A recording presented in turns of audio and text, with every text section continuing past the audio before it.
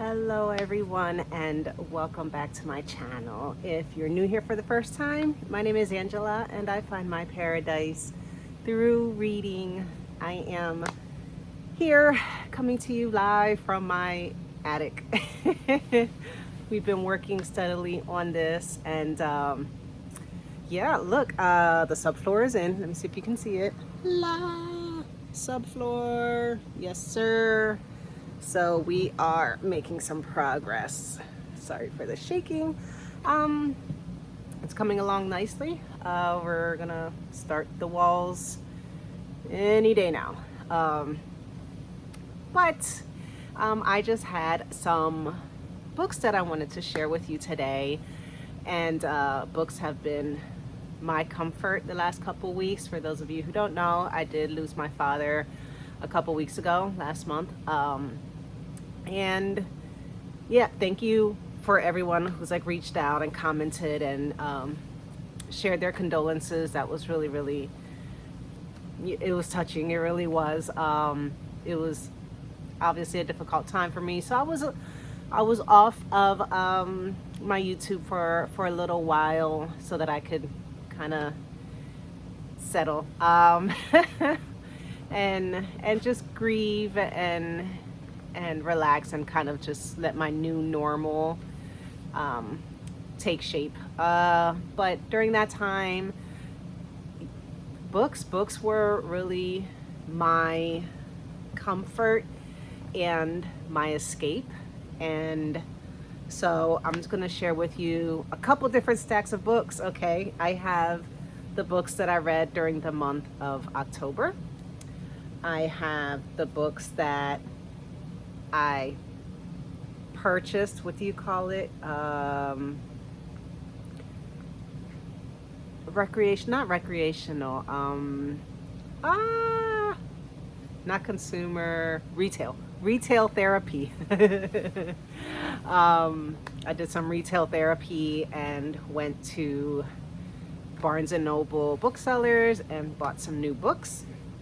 And then I got some books for my birthday as gifts. So let me start with the books that I read during the month of October. No, you know what? Let me start off first because there's only one book in this one. The book that I'm currently reading, okay? The book that I'm reading right now is Memnoch the Devil by Anne Rice. This is the, fourth or fifth book in the Vampire Chronicles by Anne Rice. I've been reading the books. So it's Interview with the Vampire. There's The Vampire Lestat. I think The Prince something. Vampire Prince something. There's The Queen of the Damned. There's The Tale of the Body Thief. And yeah, so this is the next one. I found this one at the big book sale, the library's book sale, and I was like, oh my gosh, that's the next book that I need. It's like all shiny, so sorry for the glare. Here we go. So I am about 200 pages in. It's 300 and some pages. I'm not liking this one yet as much as I like the other ones. I just don't, it's not, so we have this, The Vampire Lestat again, and basically he was following this guy around for some months. It was going to be his next victim, and he was just kind of like stalking him and watching his life. This guy was like some kind of like a criminal, had like he would collect rare, ancient, usually what do you call it, religious artifacts, and he would kill people, whatever. He has this daughter who is an adult, has her own like religious program. She's super religious, and her dad is like completely opposite, I guess. So anyway, the Vampire Lestat is following this guy around, just enjoying this guy's like life and weirdness, and waiting for the day that he decides that he's going to kill him. But while he's following this guy around, Lestat is super shaken up because there is like this presence following him, and it's scaring him. It's freaking him out. He knows it's not human. So basically, the devil, right? The devil is kind of stalking Lestat. And so he's terrified. And so that's kind of where I'm at. The devil kind of finally interacts with Lestat, and he's like, hey, here's what's going on. Here's what I want to show you. Like, I want to show you heaven. I want to show you hell. And I want you to be like my lieutenant, or, you know, work with me here. Help me out in whatever. So it's not bad. I feel like right now, finally, like 200 pages in, it's starting to get interesting. But I don't know. I'll wait till the end of the book to really say whether I liked it or not. But like kind of up till now, it's just been kind of blah. And the other ones, which surprised me because the other books in the Vampire Chronicles have been like awesome. But that's what I'm reading right now. And I'm trying to stick with kind of like a spooky theme, even though like the Vampire Chronicles isn't really spooky. But, you know, October, November, kind of spooky season. I wanted to read some books that were a little bit outside of what I usually read, like horror or things like that. So you'll kind of see that in the books that I've read during October. Okay. So this one I already talked about. Jonathan Strange and Mr. Norrell by Susanna Clark. I talked about this. Oh my God. I loved this book. Chef's Kiss. This was so excellent. This was so excellent. This is England, Napoleonic War times, and basically these two magicians, Jonathan Strange, Mr. Norrell, using their magic to kind of help the war effort against Napoleon, but just so much more than that. There's a lot of humor, fun magic, very interesting story. Loved it from beginning to end.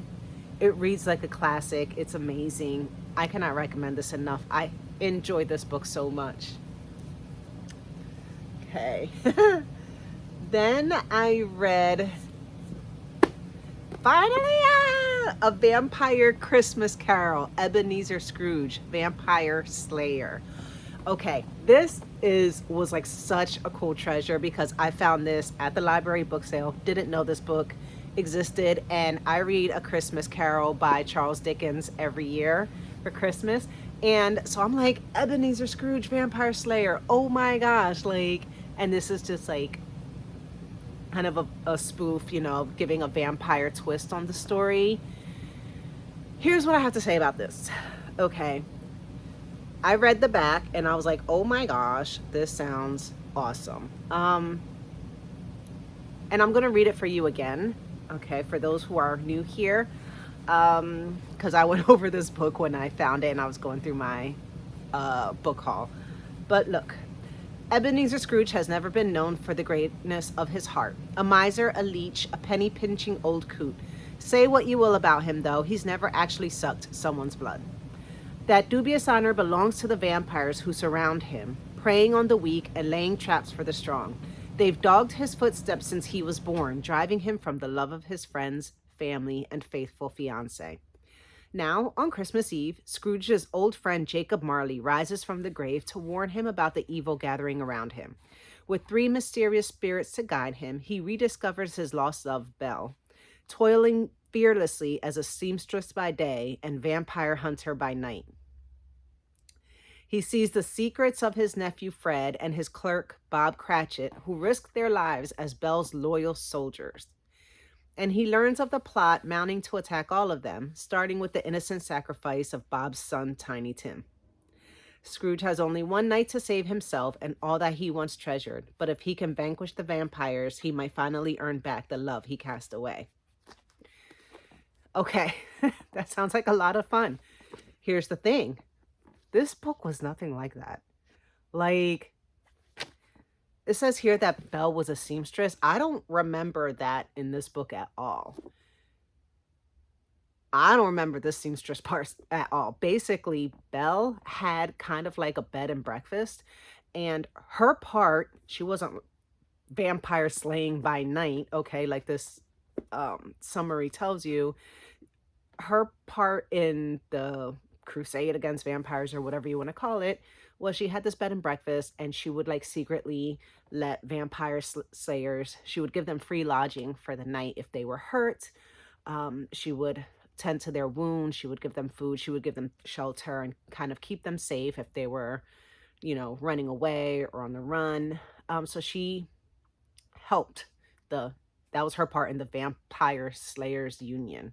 Okay, so when they're talking about Bob Cratchit and Fred being her loyal soldiers, it kind of makes it seem like she's like spearheading this effort, and she's kind of like leading these people into battle. And no, she didn't kill any vampires.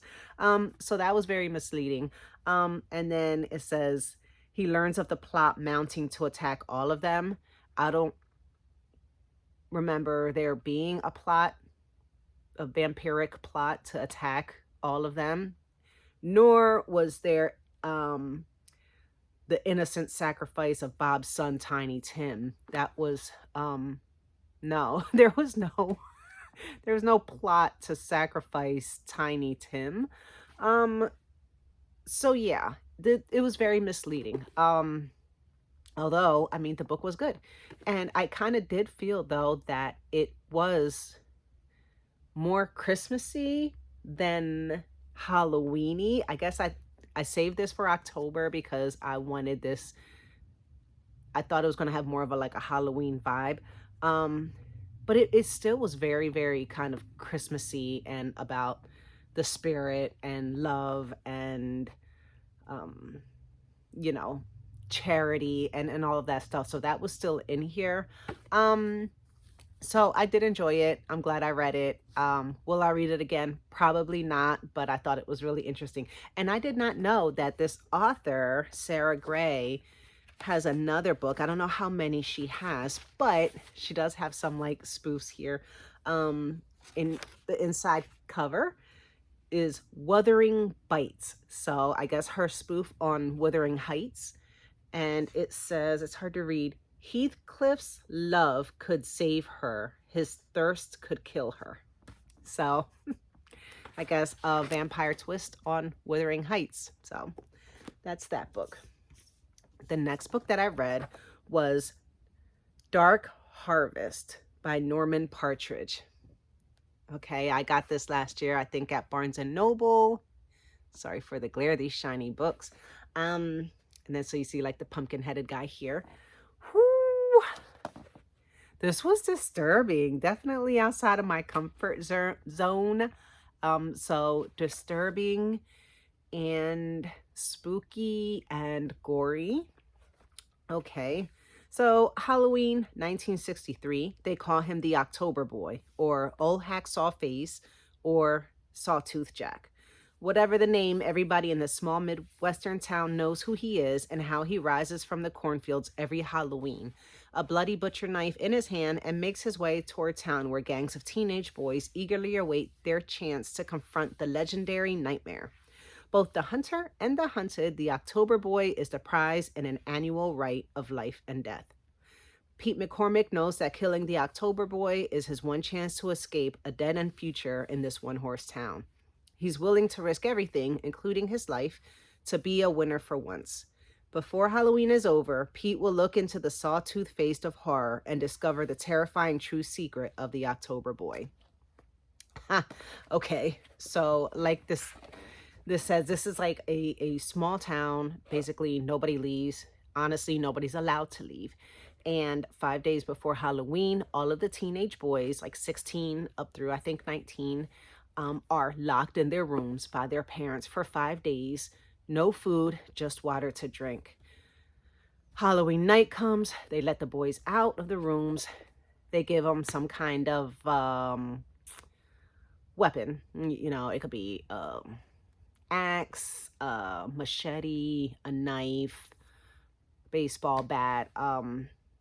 They'll give their sons a weapon, send them out into the streets, and Hope you win, buddy. And obviously there's, in situations like this, always some bullies that take advantage and like will kill other kids, whatever. But basically there's this pumpkin headed person thing that is awoken, given a butcher knife, and it's like, get into town, good luck to ya. And he basically needs to get to the church by midnight, get into the church by midnight, and this pumpkin October boy will win. All of the boys that are let loose in this town, their objective is to kill this October boy before he gets to the church before midnight. And so they're out there and it's just a bloodbath. And there's this secret society kind of thing that's keeping everything in check, and it's terrible. It's terrible. I was really disturbed. Ugh. And I didn't like Hunger Games. The movie, I never read the books, but I was disturbed because anything where there's like kind of this kids on kids violence, the teenagers, and it just no. But honestly, this was a good book. It really creeped me out and rattled me, and it's very quick read. It's only 167 pages, so I read this, in just a couple hours off and on. But absolutely very creepy. Great way to start the Halloween season. And then, oh my God, this one, Slewfoot. Guys, okay, by Brahm. Oh my God, Slewfoot. Oh my God, this book. This was, come on. Okay, first there's like a couple illustrations of some of the characters. Like the main characters. I mean, whoa. But this is following Abatha, and this is 1666, Puritan village. She was, I think, from London, and her mother passed away. Her dad sold her to the Puritan colony because they needed wives. And so luckily she ended up with a very good husband, a very nice guy. And something awakens in this colony, and I just don't know. First of all, the Puritans were savage as hell. I hated them. They were just awful, awful people. Most of them were. Like 99% of them were atrocious people. And then so you have this demon devil weird thing that awakens and needs blood or whatever. And he's kind of being told that he needs blood and he needs to kill all of the people in this colony and eat them up and do whatever. So, and I love that creature, Slewfoot, let's call him Slewfoot, that it was kind of like a morally gray character. He wasn't 100% evil. He was trying to figure out who he was, and what his purpose was. Extremely powerful, magical, but I mean, he kind of did some terrible things too. I mean, he ate this woman's husband, he ate this woman's poor goat. So, but at the same time, you're kind of like rooting for him. You're like, kill these Puritans, please. When are you gonna like eat them up or do something to them? Because so this book was awesome. Absolutely awesome. Loved it so much. I mean, and this angered you. Oh my God, there were things happening in here that just like pissed you off so much, and you were just like, oh, you just feel for Abatha and what she was going through. I can't even say enough about, I can't say like what everybody's saying about Slewfoot. is on point because it's very highly recommended. I haven't heard of anyone that read this book that did not thoroughly enjoy it, and this was awesome. Perfect October read it was. Okay, so that's what I'm currently reading, and those are the books that I read in October. So let's go on to the next stack, which is my retail therapy purchases. Okay, so these are the books that I bought when I was out in Barnes and Noble. I think they were all except one. Yeah. Okay. So we have Emily Wilde's Map of the Other Lands. Okay, so this is the second book. I think it's going to be a trilogy, but I read the first book, Emily Wilde's Encyclopedia of Fairies. This is book 2. Beautiful. I think it's just beautiful. It came out some time ago. I was waiting for the second book to come out, but it was only available in hardcover for the longest time. So I was waiting for this version with the deckled edges and the soft cover because I wanted it to match the book that I have on my shelf, which is this style. So I did enjoy the first book, Emily Wilde's Encyclopedia of Fairies. I thought it was very entertaining, although it was towards the end, there was like this romance that I was not agreeing with, and I thought it was weird, and it just threw the story off for me. So we'll see how this one goes. So that's lovely. Then, oh shoot.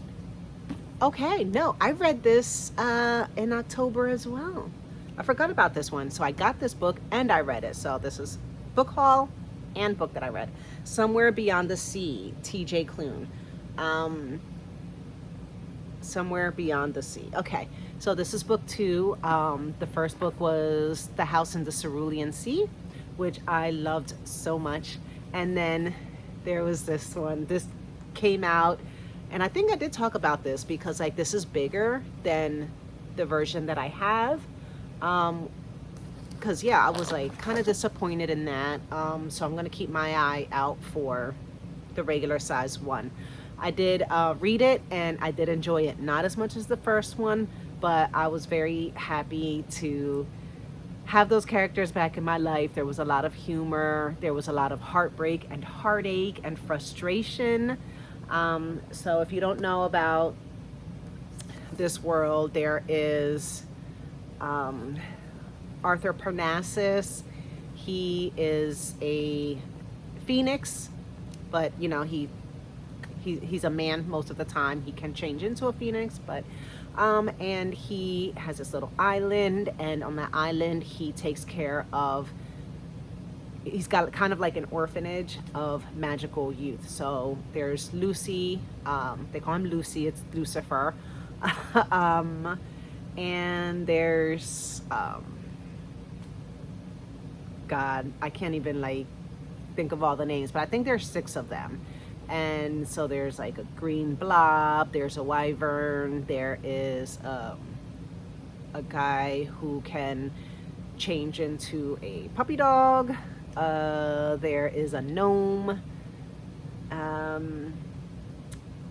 think that's it. I'm not sure. But anyway, so he's basically, and then he's actually trying to adopt them. He has his partner, Linus.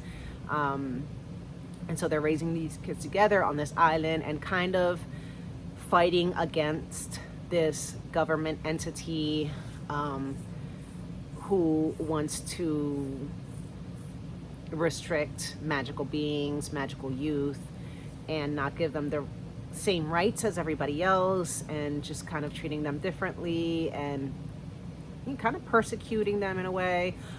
So yeah, so they're just kind of fighting back against the government and trying to fight for the rights of these youth that, like he says, he's like, they're just kids. They're kids. So I read it.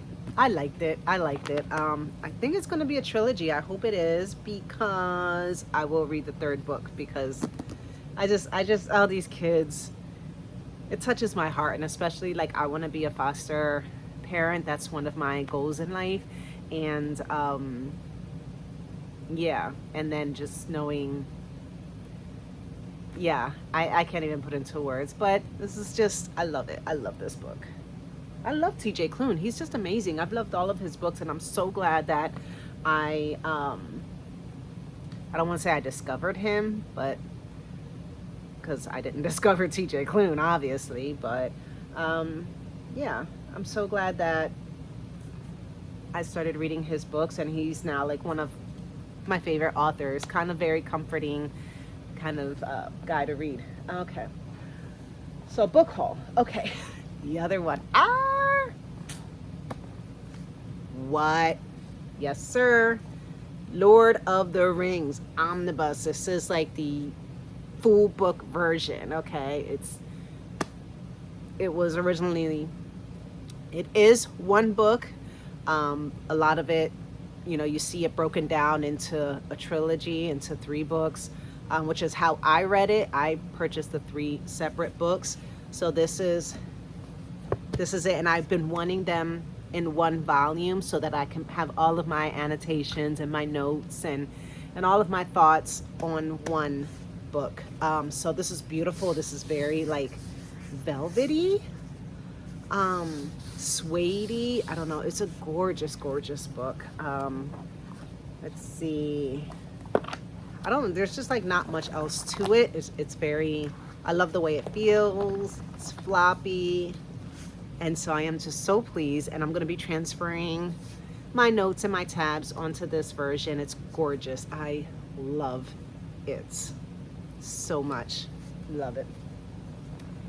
And then the other book that I got was Everyday Bread, 100 recipes for baking bread on your schedule. And I mean, look at these pictures. It is like carb porn. Like I could just flip through these, and I just I love bread. Love bread. Look at how gorgeous. I want to perfect dinner rolls. So why did I get this? Do I bake bread? Yes, I do. And let me show you one of the loaves that I have cooling right now. It's baking it this morning. Yeah. Just for proof, I do bake bread. All right. I am one of many. Oh, it's mostly cool now. But look how gorgeous. Look at how gorgeous. Oh my God. So, oh my gosh, there's nothing like, and this is still like really warm. So there's just nothing like the smell of bread baking in your house, and just nice warm bread, like fresh out the oven. I just, there's nothing like it. I love it so much. So yeah, this is just a loaf of regular white bread, and as soon as I bring up the courage, I'm gonna try really good dinner rolls and some other recipes in that book. I want to expand my dough knowledge and experience. So pizza dough and all those different kinds of breads and garlic breads and things like that. Yes. So that's that. Everyday bread, very inspiring to me. Okay, and now the books that I got for my birthday.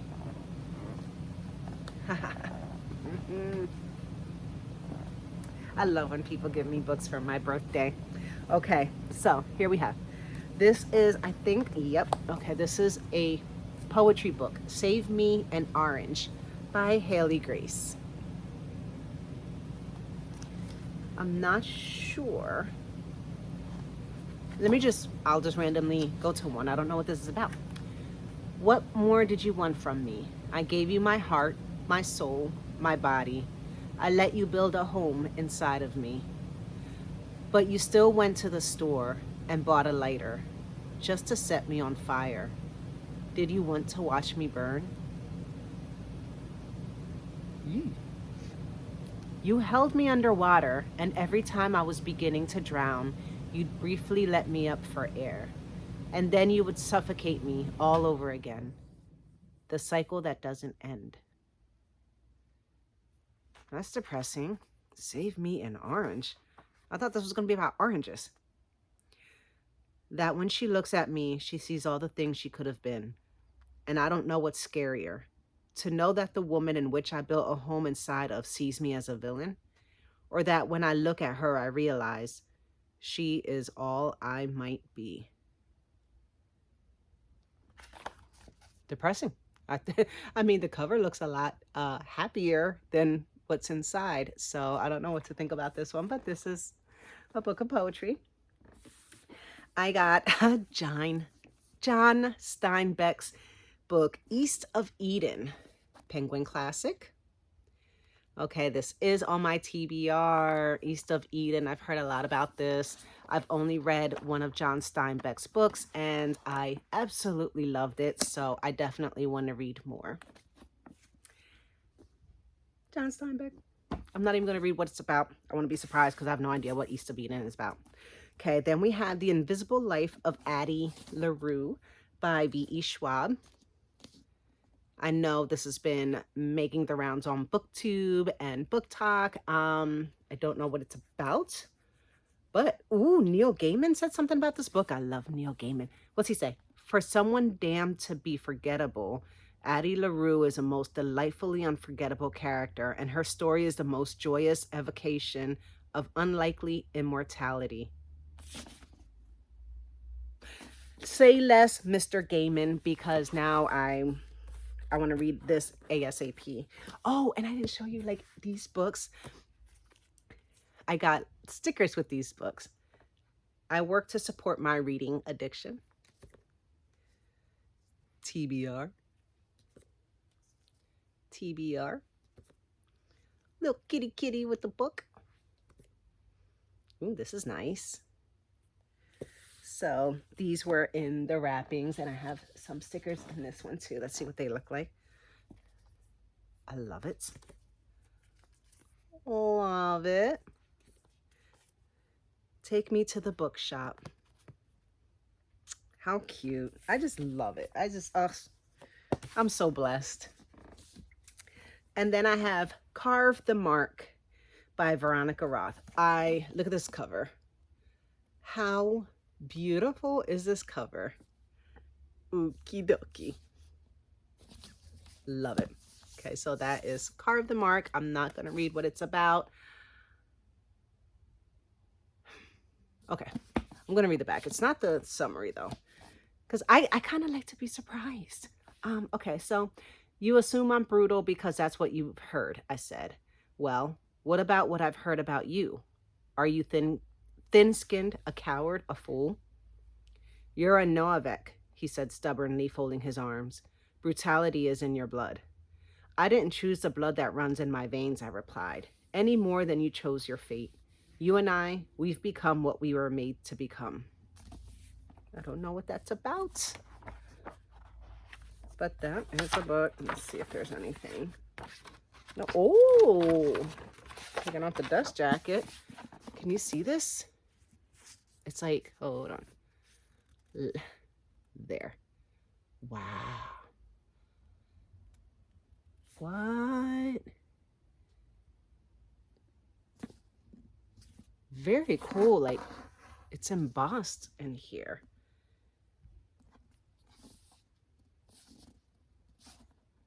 Carve the Mark. Wow, that's really cool. I love surprises under dust jackets. Let me see what's under Addie LaRue. Okay, let me not lose my stickers. Okay, here's the inside. That's pretty. I love that. Ooh. This is kind of nice too. It's textured, and then it's got these embossed birds. Very, very lovely. I love it. Okay, love it. Okay, folks. I am going to get back to reading my Anne Rice book, and I am going to make some coffee and have some of my bread with my coffee. So I'm going to get back to that. All right, thank you so much for sticking along with me, and I will be talking to you soon. Happy reading, y'all. Bye.